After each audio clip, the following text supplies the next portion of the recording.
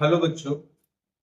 आज एक क्लास 9 का एक टॉपिक है फैक्टराइजेशन ऑफ पोलिनोमियल्स। उसके बारे में कुछ डिस्कस करेंगे ताकि आपका जो एक्सरसाइज है वो बनाने में बहुत आपका हेल्पफुल हो सके। आर एस अग्रवाल बुक हो या एनसीईआरटी बुक हो, ये टॉपिक हमेशा आपका हेल्पफुल होगा आपको एक्सरसाइज बनाने में। ठीक है, तो एक टॉपिक का नाम है फैक्टराइजेशन ऑफ पोलिनोमियल्स। इसमें क्या है, तो सबसे पहले फैक्टराइजेशन के बारे में जानकारी लेंगे। तो फैक्टराइजेशन मीन्स होता है, factorization means writing a polynomial as a product, writing a polynomial as a product of smaller polynomials और फैक्टर।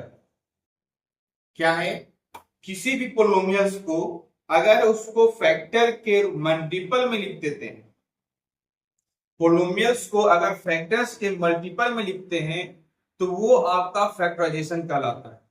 जैसे एक एग्जांपल लिखा हुआ है,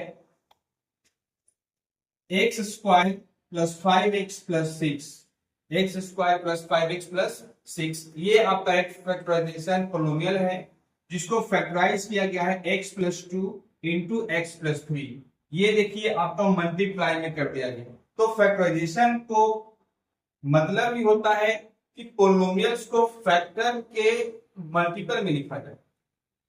ठीक है, तो ये आपका फैक्टराइजेशन का अर्थ है। इसी से रिलेटेड जो इस चैप्टर में कुछ फॉर्मूला यूज होते हैं उसको देखेंगे, इंपॉर्टेंट आइडेंटिटीज को, जिसमें से आता है पहला a प्लस बी का होल स्क्वायर।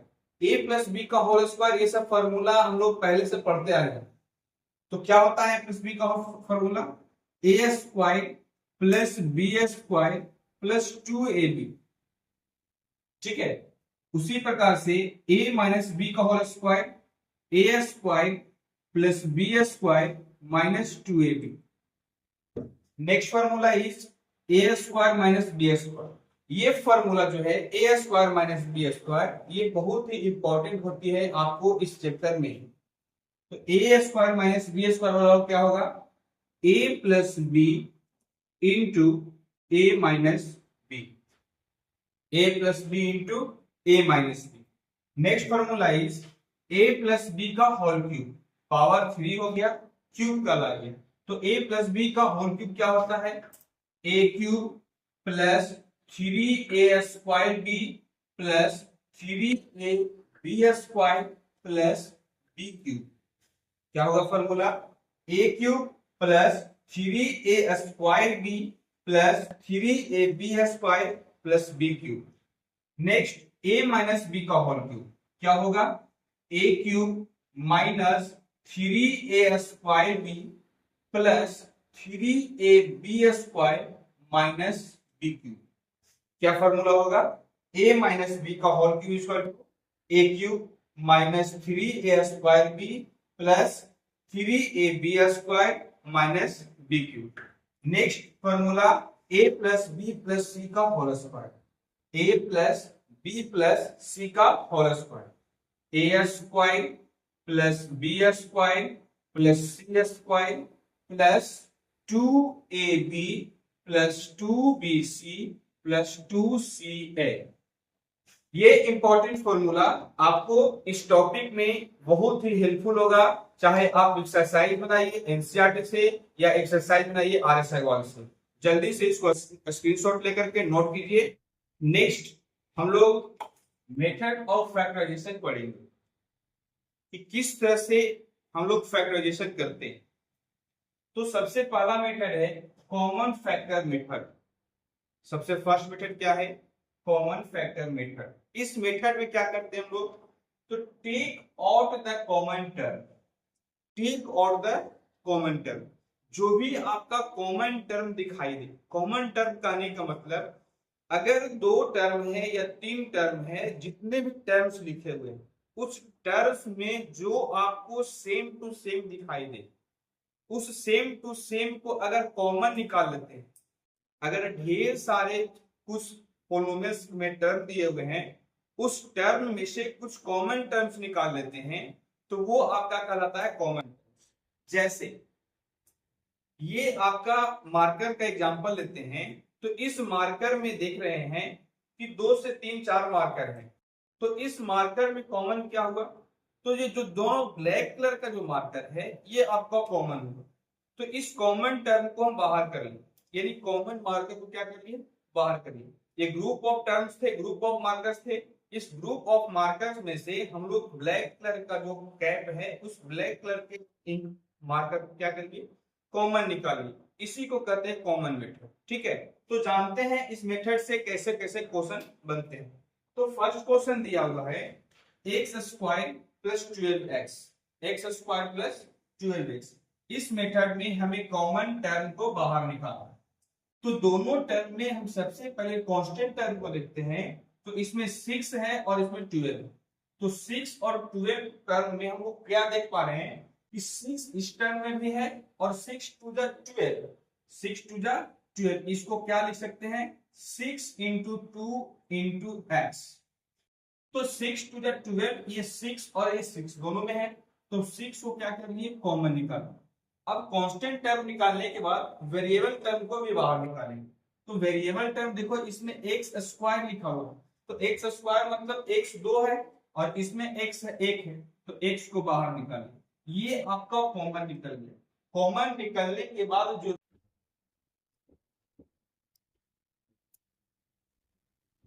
नेक्स्ट हम लोग मेथड ऑफ फैक्टराइजेशन पढ़ेंगे कि किस तरह से हम लोग फैक्टराइजेशन करते हैं। तो सबसे पहला मेथड है कॉमन फैक्टर मेथड।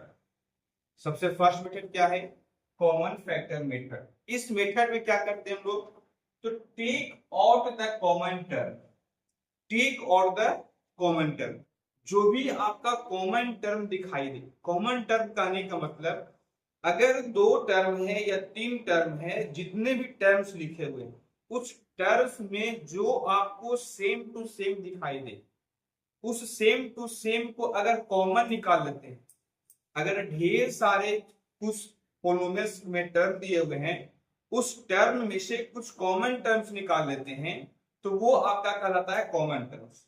जैसे ये आपका मार्कर का एग्जांपल लेते हैं, तो इस मार्कर में देख रहे हैं कि 2 से 3 4 मार्कर हैं, तो इस मार्कर में कॉमन क्या हुआ, तो ये जो दोनों ब्लैक कलर का जो मार्कर है ये आपका कॉमन हुआ, तो इस कॉमन टर्म को हम बाहर कर लें, यानी कॉमन मार्कर को क्या करिए, बाहर करिए। ये ग्रुप ऑफ टर्म्स थे, ग्रुप ऑफ मार्कर्स थे, इस ग्रुप ऑफ मार्कर्स में से हम लोग ब्लैक कलर का जो कैप है उस ब्लैक कलर के इन मार्कर को क्या करिए, कॉमन निकालिए, इसी को कहते हैं कॉमन मेथड। ठीक है, तो जानते हैं इस मेथड से कैसे कैसे क्वेश्चन बनते हैं। तो फर्स्ट क्वेश्चन दिया हुआ है x square plus 12x, x square plus 12x।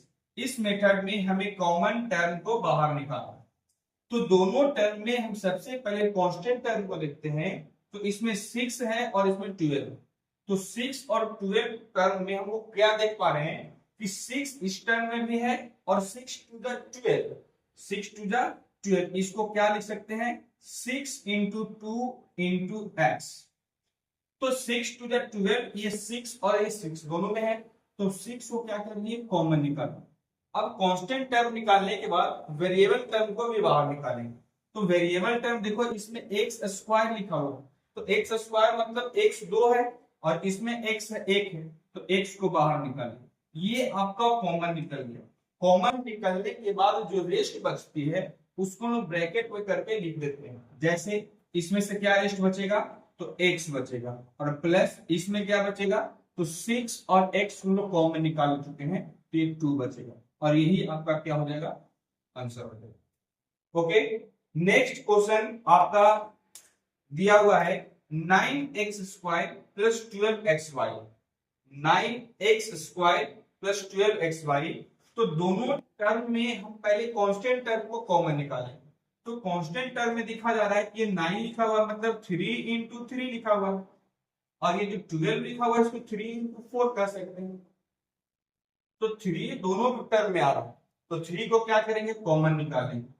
Common निकालने के बाद इसमें वेरिएबल टर्म को कॉमन निकालेंगे जो कि दोनों में x है, तो दोनों में से x को अगर कॉमन निकालते हैं तो ये दोनों से x कॉमन निकलता है, तो इसमें क्या बचेगा, तो एक 3 बचेगी और एक x बचेगा, उसके बाद इसमें से जब 3 को हम लोग कॉमन निकाल रहे हैं तो 4 तो बचेगा ही, 4 और y बच गया, तो यही आपका क्या होता है, आंसर है।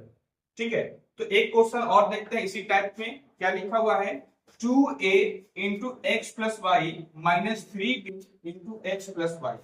तो ये दोनों में हम देख रहे हैं x प्लस वाई और x प्लस वाई दो बार लिखा हुआ है, यानी यही कॉमन है आपका। तो x प्लस वाई को क्या निकाल दिए, कॉमन निकाल दिए, तो बचेगा आपके पास क्या, तो बचेगा जिसको ब्रैकेट में लिख देंगे 2a माइनस 3b, ये आपका क्या हो गया, आंसर।